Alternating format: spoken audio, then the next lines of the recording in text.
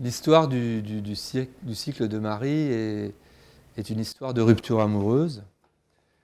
Et je ne me suis pas tout de suite rendu compte, en l'écrivant, mais il y a quand même une douzaine d'années qui se sont écoulées pendant l'écriture du livre, que c'était en fait une histoire d'amour. J'aurais pas pu commencer par la fin, j'aurais jamais osé me dire au début 2000, je vais consacrer plus de 10 ans à un cycle qui évoquera une histoire d'amour. D'un simple point de vue d'efficacité romanesque, la rupture est beaucoup plus forte. Et donc le point de départ était affirmé avec force dès les premières pages du premier livre. Dès le début de Faire l'amour, il s'agissait de rompre.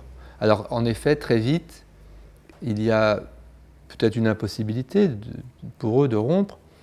Il y a surtout une ambiguïté, je trouve, qui est soulignée dès le début du premier livre du premier cycle, quand le narrateur annonce assez fermement que c'est la dernière fois, c'est leur dernière nuit d'amour.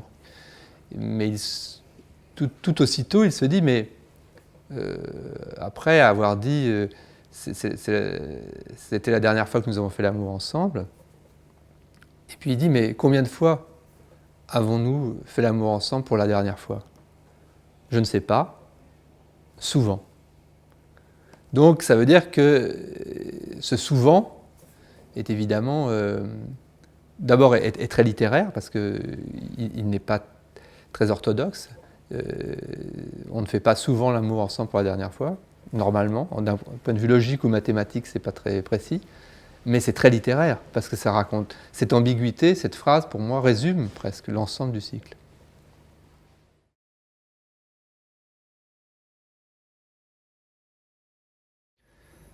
Normalement, faire l'amour serait un moment idéal où le couple se fait, où de deux individualités, de deux personnes, on réussirait par l'union à n'en faire qu'une. Ça, c'est de la théorie. Enfin, je veux dire, c'est comme ça que normalement les corps s'unissent, les âmes s'unissent dans les meilleurs moments, dans les meilleurs schémas. Mais en effet, dans le cas du narrateur et de Marie, les moments où ils font l'amour, pour la dernière fois ou pas pour la dernière fois, puisqu'ils font souvent l'amour ensemble pour la dernière fois, sont des moments où précisément est visible leur impossibilité de faire couple. Puisque ces moments, ou les scènes plutôt que je retiens, que je décris, qui sont des scènes d'union charnelle, des scènes d'amour, ce qui en ressort, c'est plutôt, comme dans le cas de la douleur, chacun étant enfermé dans sa propre douleur, chacun est enfermé dans son propre plaisir. Il y a une scène très emblématique du début de Faire l'amour, dans la chambre d'hôtel de Shinjuku, où le narrateur se rend compte qu'il est finalement à la recherche de sa propre jouissance, indépendamment d'elle, qui se sert de son corps à elle pour rechercher la jouissance, et exactement de la même façon, Marie se sert du corps du narrateur pour rechercher sa propre jouissance. Donc il y a même une image que ce serait deux masturbations conjointes, qu'ils unissent leur masturbation d'une certaine façon.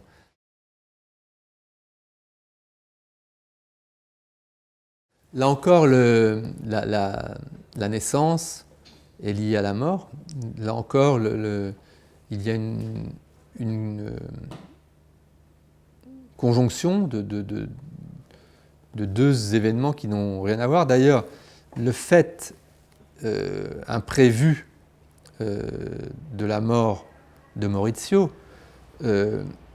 empêche Marie d'annoncer au narrateur qu'elle est enceinte. Elle lui explique cela, d'ailleurs, elle dit « je ne voulais pas mélanger les deux ». C'est-à-dire qu'en fait, elle avait prévu de lui annoncer qu'elle était enceinte, mais comme elle venait d'apprendre la mort de Maurizio, elle a préféré lui apprendre la mort de Maurizio et se dire je lui dirai que je suis enceinte plus tard. Pour ne pas qu'il y ait cette conjonction malencontreuse de la vie et de la mort. Mais en même temps, là on reste dans une psychologie des personnages qui se tient.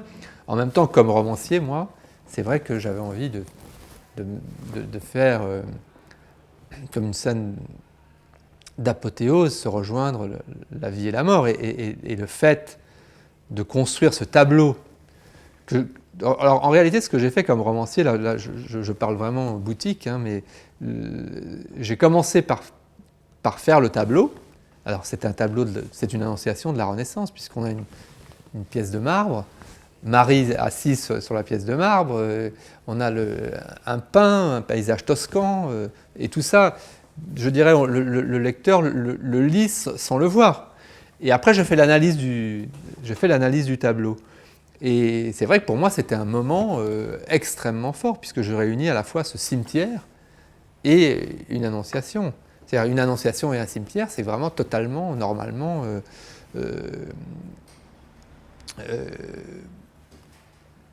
ça ne se marie pas. Mais alors, il y a en permanence dans le cycle de Marie des moments où le sexe et la mort se rejoignent, et donc finalement, c'est tout à fait dans la ligne du livre qu'il y ait cette grande scène d'annonciation dans le cimetière de Portoferraio. Alors après cela, je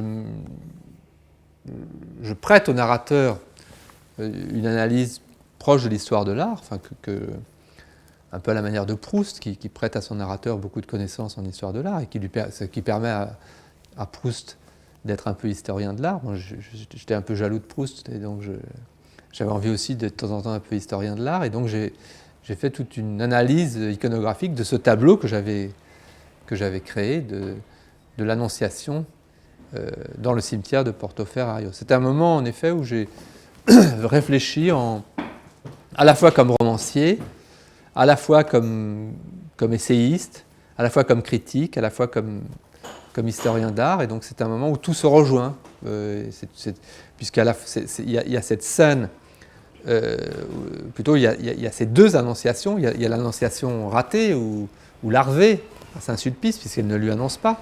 Mais le narrateur, à un moment, a regardé Marie à ce moment-là de façon très précise et a compris quelque chose. Et comme je l'explique, c'est pas passé par les mots, mais il a compris quelque chose, que quelque chose était en train de se passer. Et pour lui, il y a ces deux images superposées, l'image de Marie à Saint-Sulpice, qui ne lui dit pas, mais lui le comprend. Il y a une sorte d'émotion qui se dégage de Marie que le narrateur perçoit, et la vraie annonciation, assez brutale, quand Marie, dans le cimetière, se trouvant mal, lui jette à la figure qu'elle est enceinte. Et donc ces deux scènes en fait se superposent, et donc on a tout un thème que je traite de l'annonciation, qui m'intéressait pour de multiples raisons.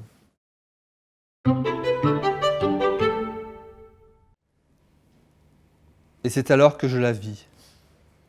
Je l'aperçus à travers les vitres du café.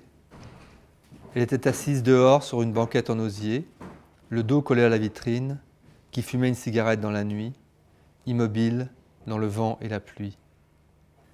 Elle était là, dehors, au seuil de la place Saint-Sulpice, illuminée dans la nuit, qu'elle observait fixement, sa cigarette à la main, le bras légèrement relevé, le poignet désaxé. De la fumée s'élevait très lentement dans les airs, en volutes hésitantes, et j'apercevais le bout rouge incandescent de l'extrémité de sa cigarette, qui s'intensifiait à chaque fois qu'elle tirait une bouffée. Je voyais sa chevelure de dos, ses cheveux emmêlés dans le vent et la pluie, qui tombaient sans discontinuer devant elle. Des gouttelettes, à l'occasion, éclaboussaient son visage, et son long manteau était trempé, ainsi que son écharpe qu'elle avait remise pour sortir. Il n'y avait personne dans le quartier ce soir-là. La pluie avait retenu les gens chez eux. Il n'y avait que nous, sur la place Saint-Sulpice, moi dans cette espèce de passerelle de navire vitré qui donnait sur l'horizon enténébré, et elle dehors, en figure de proue, devant l'océan invisible.